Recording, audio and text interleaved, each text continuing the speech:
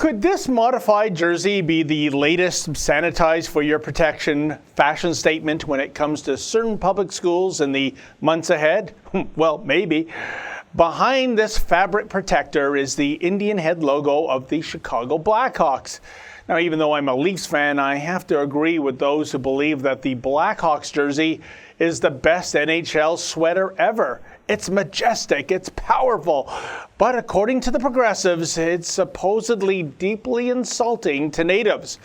I'm not sure about the tomahawk shoulder patches, although I kind of suspect those will have to go too. You see, various school boards are on the warpath when it comes to native nicknames and icons. The Peel District School Board has already axed the native-themed three-feather logo for the Port Credit Warriors. Another school in Brampton was forced to change its name from the Chiefs to the Timberwolves. Hopefully, nobody in the werewolf community is upset about that one. But the board isn't quite done yet when it comes to sportswear that might be kinda offensive to members of the First Nations, maybe. PDSB spokesman Brian Woodland told me the board's first choice is to raise awareness with students so that they will voluntarily abandon any paraphernalia regarding native nicknames and logos such as Redskins, Indians, and Braves.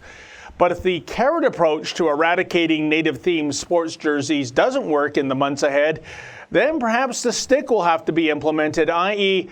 the board might just issue an outright ban that will prohibit kids from wearing such haberdashery on school property. And it's not just Peel District toying with embracing a politically correct dress code.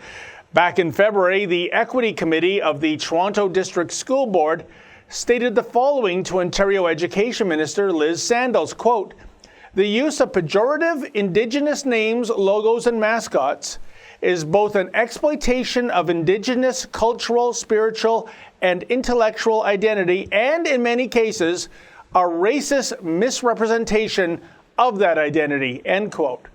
Really? Because recent evidence would suggest otherwise, folks. A few months ago, a poll commissioned by the Washington Post found that almost 9 of 10 Native Americans aren't offended by the Washington Redskins name. Imagine that. Almost 90% of the random national sample of 504 Native Americans said the name doesn't bother them. Only 9% said it was offensive.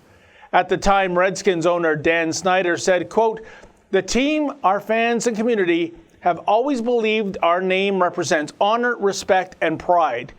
We are gratified by this overwhelming support from the Native American community, and the team will proudly carry the Redskins name," end quote. Nice to see there are still some people out there who aren't backbone deficient. But the question arises, if the vast majority of natives do not have a problem with native logos and monikers, then who does? Could it be the usual suspects, folks? You know, the white liberals who swell the ranks of the progressive educrat demographic. In fact, these people almost seem to be conveying an attitude that natives are simply too dumb to realize they're being offended by native-themed images and logos. Wow! Talk about racist attitudes. For the Rebel.media, I'm David the Menzoid Menzies. Thanks for watching. Click here to never miss a Rebel update. Want even more of the Rebel? Well, click here to become a premium member.